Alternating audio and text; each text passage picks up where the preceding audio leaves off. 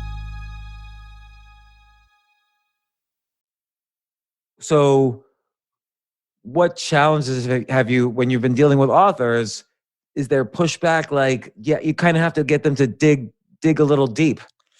No, we don't push people that way because people can only go so far. And so we'll tell people, like, you may end up writing multiple shit. I mean, I've written 4 memoirs. I'm working on my next one right now. Really? Like all about psychedelic therapy and all that, and all the stuff I realized in that and how it changed. Oh yeah, dude, I'm doing all that. Like my story of that.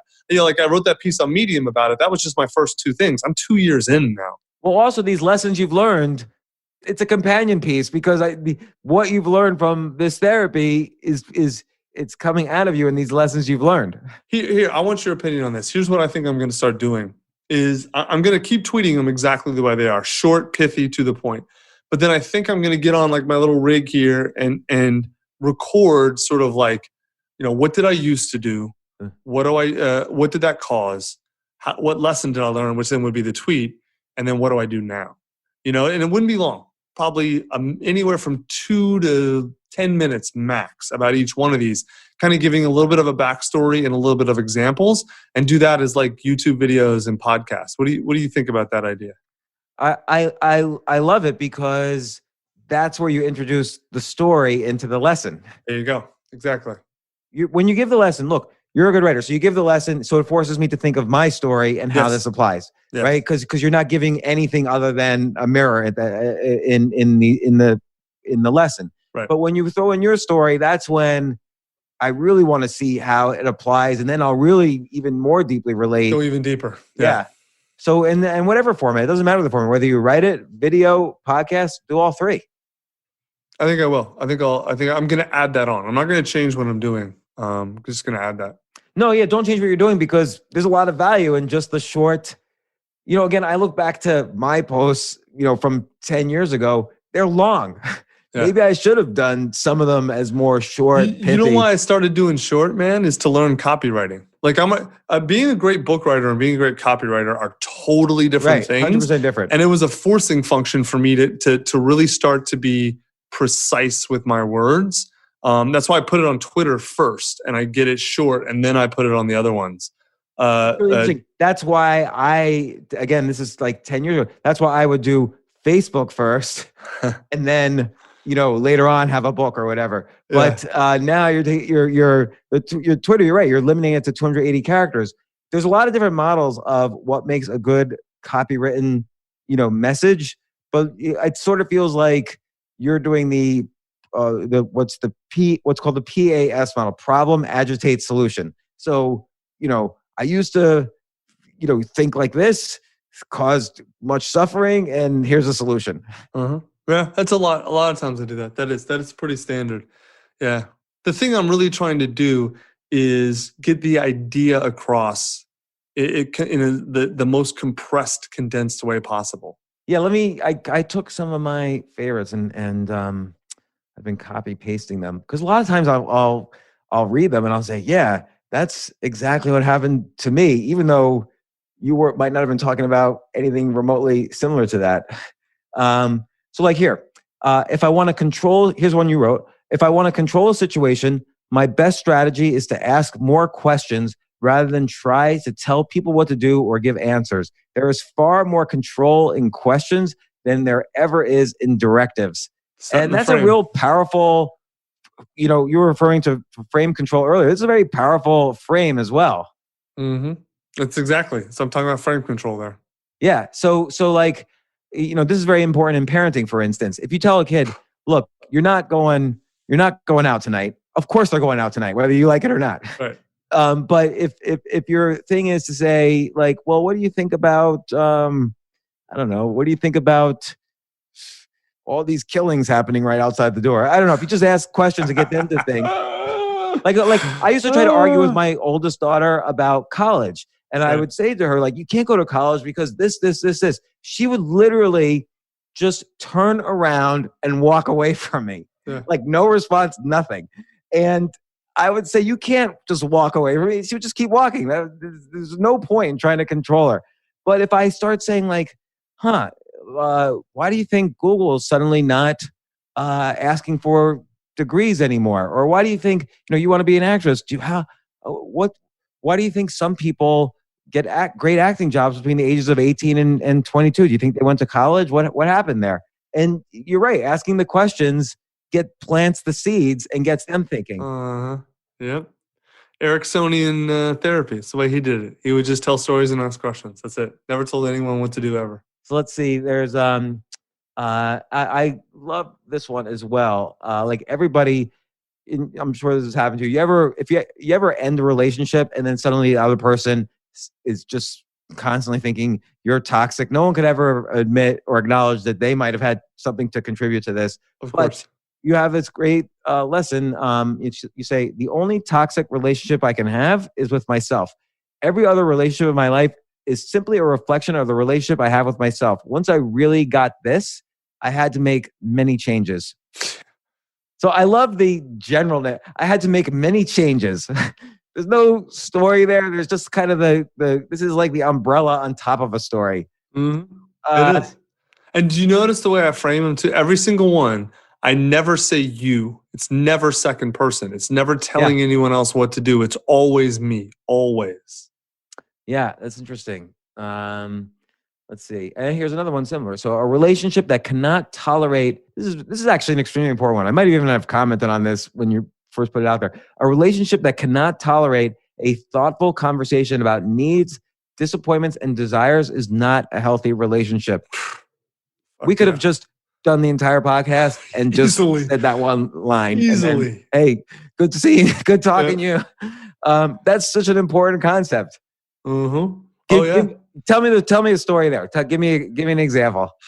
I mean, God, I could just talk about a million things in my marriage alone. Like both Veronica and I when we met, and still even years later, are not very good at expressing things in our needs. So, like for example, I can't stand it when she uses my razor to shave her legs, right? And she stopped doing it, but for a while, this was like a big fight in our house. And so I would like criticize her and yell at her and like get so upset about this, right? And I was expressing I had a need, and the need was I needed my razor to be reserved for my face, right? And I was expressing this criticism of her. Why would you do this? You don't care about me. You're so selfish, right? And then eventually, I'm like, I realized, okay, she's not getting this. So I had to start talking about it. Like, when you use my razor, I feel like you don't care about me. Because I've asked you about this multiple times, and then you do it anyway, and it makes me feel like, why are we even in a relationship? Like, if the person I'm with can't even respect a simple boundary I'm trying to draw. And then she was fucking crying, and like, because it wasn't about criticizing her. I expressed it as my need, not a problem with her. Well, let me ask you this: what if you don't really know what your needs are? Because let's say you gotta think and figure those out then. Yeah, because I mean, a lot of relationships, and this is talking about frame control. A lot of relationships, as you know, there's something called frame fatigue, where one person has too much of the frame all the time, and so the other person just disintegrates in frame, and that's called codependency. So just define that, because I always hear that. It's essentially when you are relying on the other person to feel emotions for you, right? And so in a relationship like that, if someone controls the frame the whole time and the other person doesn't, the person controlling the frame the whole time is getting something from them, right? They need whatever it is, a submissiveness from a partner. They need the illusion of control. They need something. There's a reason. Because if someone is powerful enough to control their frame all the time and is a higher level of consciousness, they're going to be with someone who can hold the frame back on them, who can have their own frame, right? And because when you're in a relationship, they have their frames, you have your frames, and then there are co-frames. You know, like our relationship is defined. It's a negotiated thing. Relationships are, right? And so it's not all one thing. And so like in any relationship, it is negotiated and both the needs are being met. It's so like that woman is getting, I'm assuming it's a man controlling the frame, but it doesn't have to be. It's not by any stretch. But the man's getting something he wants. And so is the woman. He's not the bad guy there. They're both equally bad or good. There's really not a moralistic judgment. They're both trying to meet their own needs, really not through effective ways in terms of if they want to like have a happy, elevated consciousness and a good life, but it works. It makes him less anxious about control. It makes her feel a sense of security. Let's say, I'm just guessing, right? Okay, then it's sort of like why? It's like, why is a drug addict a drug addict? Because, why is a heroin addict, which is a great example? Because the heroin works. The heroin is a way for them to manage the pain of unfelt emotions, right? It may destroy the rest of their life, but it works. It absolutely does what it's supposed to do, right? And so like it's that idea. So this next one I think is really great. There's a lot in here, which is so I'm quoting you now. The most important decision in my life is who I spend my time with. The most important actions I take are what I do to make sure I create value for them. And you're talking about, you say, my work, both personal and professional. And then everything else is noise. And I think that the first line is absolutely, it's the thing. Yeah, it's also like you're the average of the 5 people you spend your time with, and so. But this idea that the most important actions I take are what I do to make sure I create value for them. That's incredibly important for people to understand, because there's so many instances where you're trying to reflect your own importance in a relationship as opposed to thinking about the self-worth and needs of the other person. And that could be in a conversation at a networking cocktail party, or it could be in work, or it could be in relationships, like, or with your kids. Yeah. People don't want you to establish dominance over them. They want to know you think they're important, and you have to provide value for them to realize that, for them to give you want to give them status in those situations. And I think that's a really valuable lesson. So look, Tucker, it's always great to update. And how's business? You run a publishing company. We're doing good, man. March was a disaster, like it was for almost everybody. We had a full slate of sales calls, and then 2 days later we had zero. And then we launched Scribe Book School in March, and it blew up. And we taught 10,000 people how to write their book for free, either nonfiction or memoir. And now that's kind of blown up. It launched a whole lower tier coaching program that's been doing amazing. And then we're on track. We had our best month of all ever in our history in June. That's great. Our second best month was April, and our third best month was May. So, wow, that's awesome. Like, we've had a pretty good 3 months. Yeah. And originally you were doing a lot of like, I'll call it like business self-help, marketing, business, sales, management, leadership. And do you think that those books became, there's too many of them now? No, quite the opposite. I think we've only just started. All right, good. Yeah, I mean, and by the way, this is just like some of those books I really enjoy, like Joey Coleman's one of my favorite people in the world. I think we've only just started. I think we have literally just started. I think the day is going to come where it's basically an entry point into being a high-level professional that you have a book. If you don't, it used to be what a college degree was. It used to be like, if you don't have a college degree, it's like, how can you be taken seriously, right? And now no one cares anymore because everyone got them. It's not a marker of status anymore. And maybe unless you went to Harvard or something, but even then it's like, oh, look, another asshole was telling me he went to Harvard, right?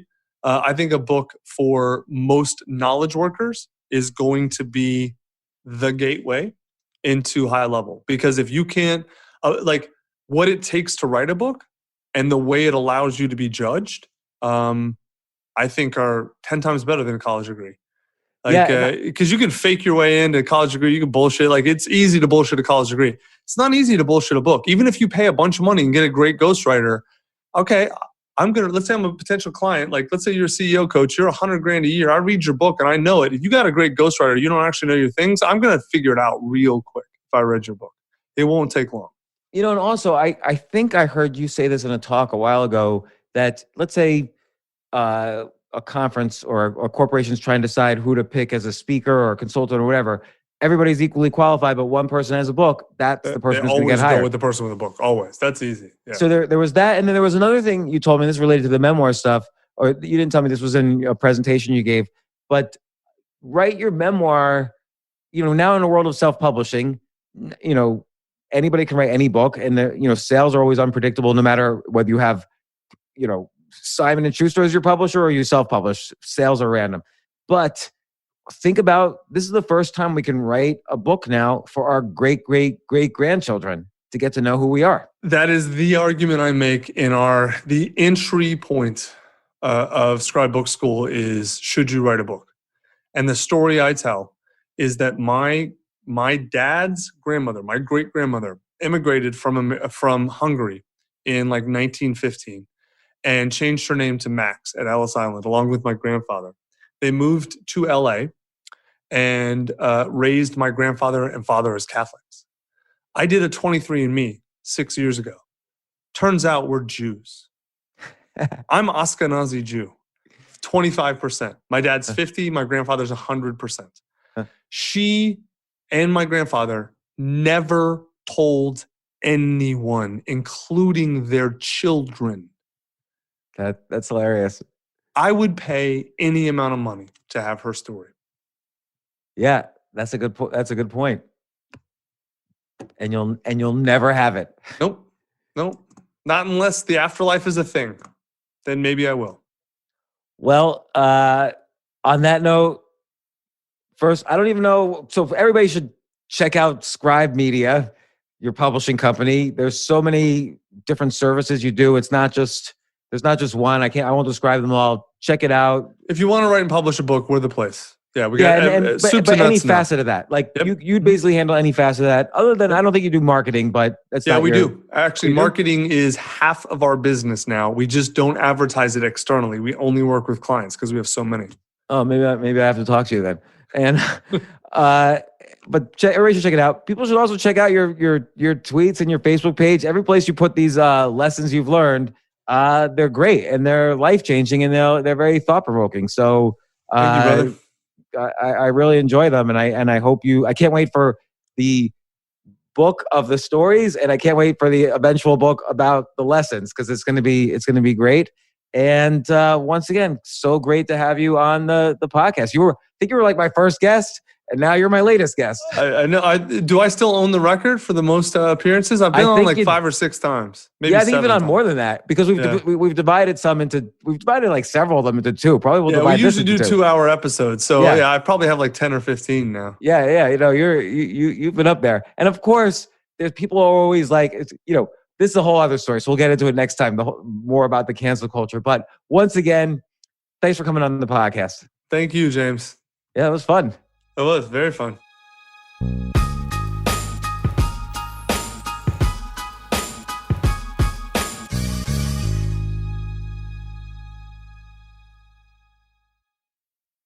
Did you know that franchise owners are more likely to start a successful business than entrepreneurs who go it alone? Neighborly offers 19 premier brands with services that repair, maintain, and enhance homes. With Neighborly, you'll get the business model, marketing resources, and corporate support you need to pursue a rewarding future. Learn more about joining over 5,000 Neighborly franchises by downloading your free guide at go.nbly.com/podcast.